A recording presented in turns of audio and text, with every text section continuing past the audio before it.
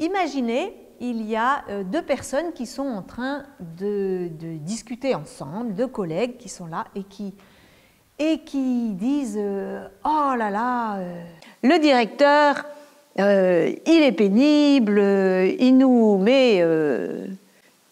presse le citron.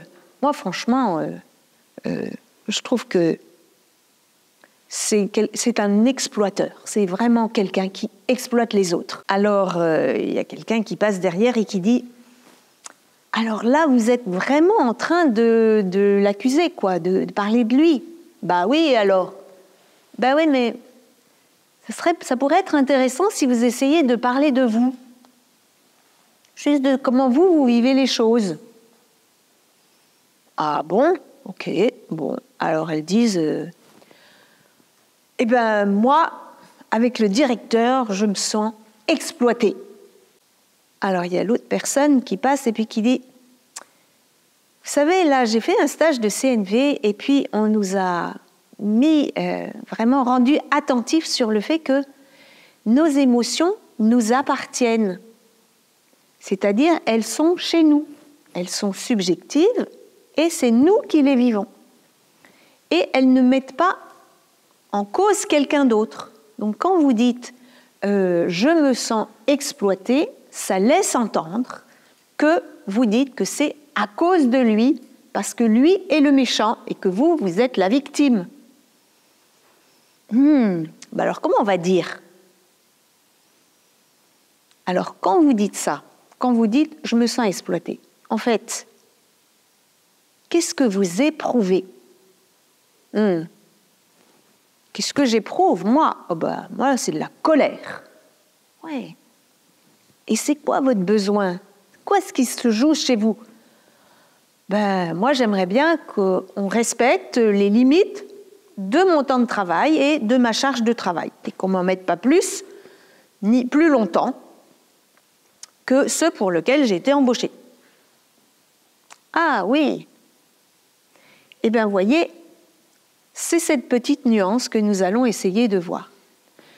Quand je parle en mode « je me sens maltraité, je me sens irrespecté, je me sens dévalorisé », eh bien, on peut toujours ajouter « par quelqu'un ». Donc, c'est la voix passive. Ça veut dire que c'est à cause de ce quelqu'un que je ne vais pas bien. Or, c'est chez moi que ça se passe. Et donc, je peux me demander, qu'est-ce que moi, j'éprouve? Et c'est ça que nous allons essayer de nommer. En fait, les émotions qui sont à notre disposition, c'est celles que nous avons vues hier. Il y en a quand même une grande palette.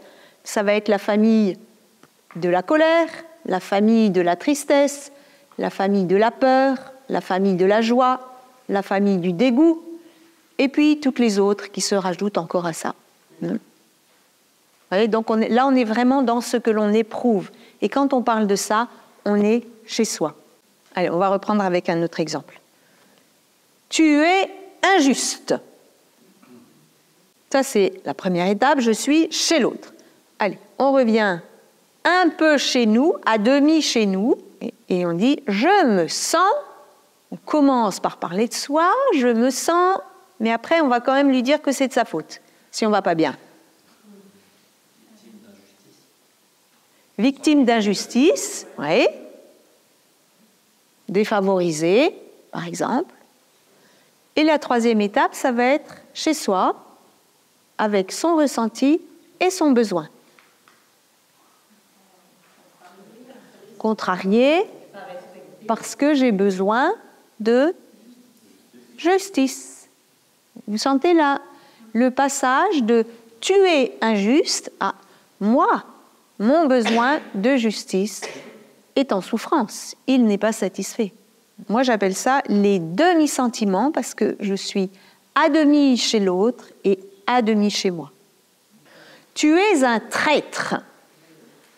Okay. Tu es une traîtresse. Je parle un peu de moi, à demi de moi. Je me sens trahi. Troisième étape. C'est quoi mon émotion? Je suis triste. Et c'est quoi mon besoin? Honnêteté, sincérité, confiance. OK. Le 1, c'est le jugement. Je suis chez l'autre. Le 2, je suis dans un demi-sentiment. Et le 3, je reviens chez moi complètement. Et là, je suis dans mon ressenti. On va le faire après de manière plus fluide. Là, on est en train d'essayer juste de décoder. Et après, on le dira d'une manière fluide pour que ça ne fasse pas le langage de celui qui sort d'un stage.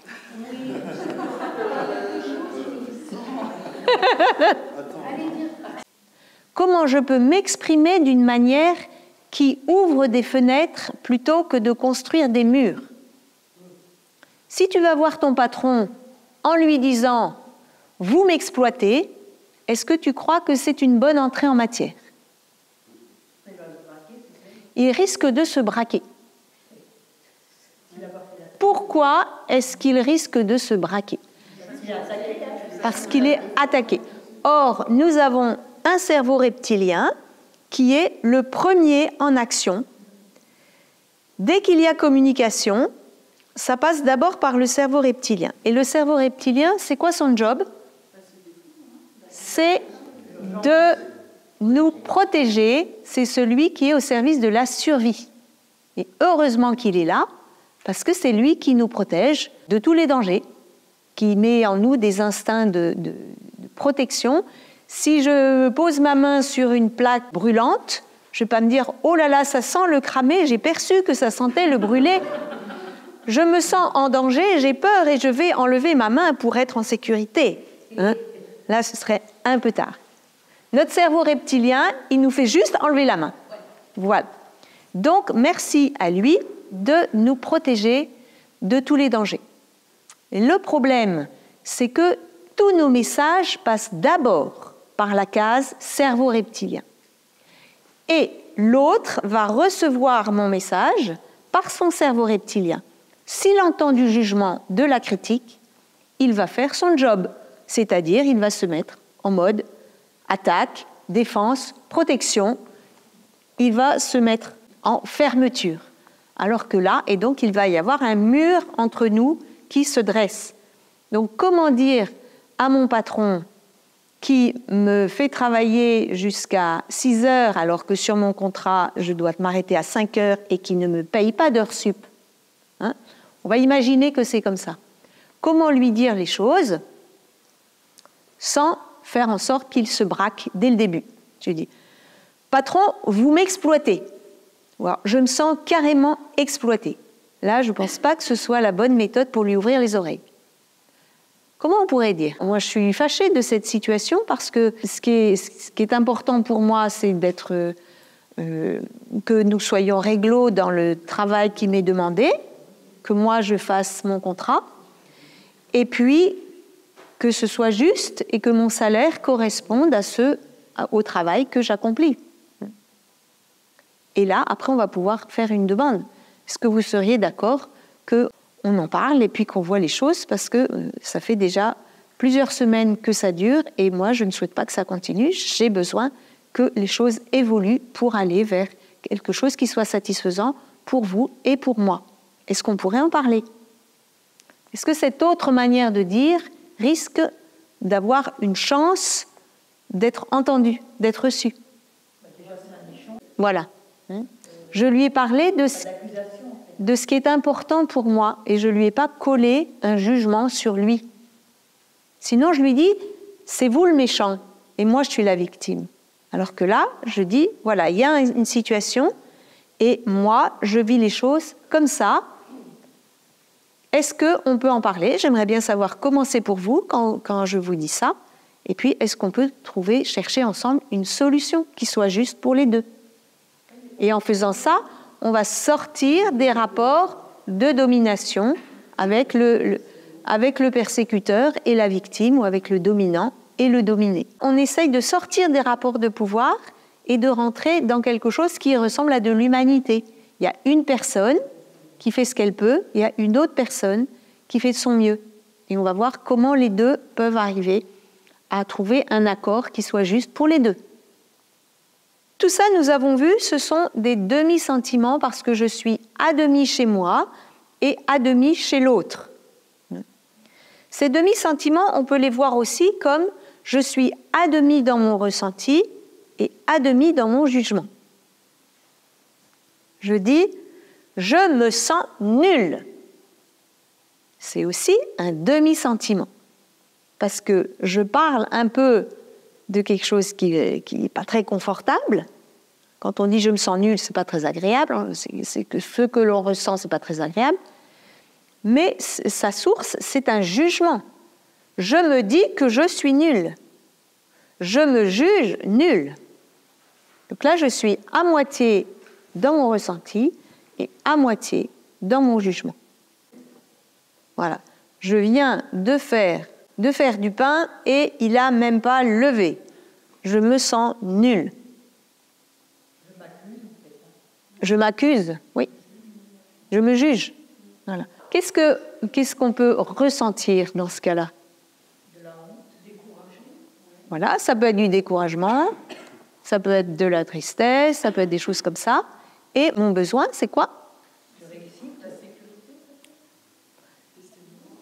Voilà, ça peut être de l'estime de soi, ça peut être de la sécurité si j'ai des amis qui viennent après qui avaient besoin du pain et que là je suis embêtée parce que je n'en ai pas.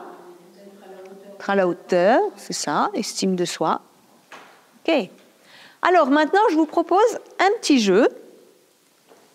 Je vais dire des mots. Si c'est un demi-sentiment vis-à-vis de quelqu'un, on fait ça. Si je suis chez moi, on fait ça. Ok? On commence déjà avec ça. Je me sens agacée. Famille de la colère. Je me sens emprisonnée. Oui, par l'autre. Par l'autre. Je me sens maternée. Ouais, ça veut dire qu'il y a quelqu'un qui me materne. Ok. Je me sens fatiguée. Alors, en effet, il y a certains mots, ça va dépendre de la manière dont on le dit et de notre intention. Si je te dis, Corentin, franchement, je me sens fatiguée. Là, c'est clair que je suis en train de dire que c'est de ta faute. Je me sens écœurée. Oui, écœurée, c'est chez moi. Sauf si vraiment je mets le ton. Je suis écœurée. Ah. Là, je suis en train de dire à l'autre. Mais sinon, ça peut être vraiment un ressenti. OK. Maintenant, on rajoute, soit je suis dans un ressenti, soit je suis dans un demi-ressenti avec du jugement. OK? Je me sens souffrante. Je me sens ridicule. Je me sens malhonnête. Je me sens stressée. Je me sens somnolente. Je me sens offensée. Je me sens offensée par toi. Je me sens ignorée. Je me sens bête. Je me sens inintéressante. Je me sens obligée. Je me sens insultée. Je me sens coupable. Je me sens tremblante. Je me sens énervée. Je me sens paresseuse. Je me sens mal aimée. Je me sens exploitée. Je me sens irritée. Je me sens inutile. Bravo! Pas évident. Est-ce que vous sentez, qu'est-ce que ça véhicule tous ces mots comme posture, comme attitude? Ça me met en position de victime et pas actrice. Alors, quand je parle de mon émotion, je peux ensuite aller chercher mon besoin et du coup, quand je connais mon besoin, je peux faire quelque chose pour que ça aille mieux. Et là, je suis actrice.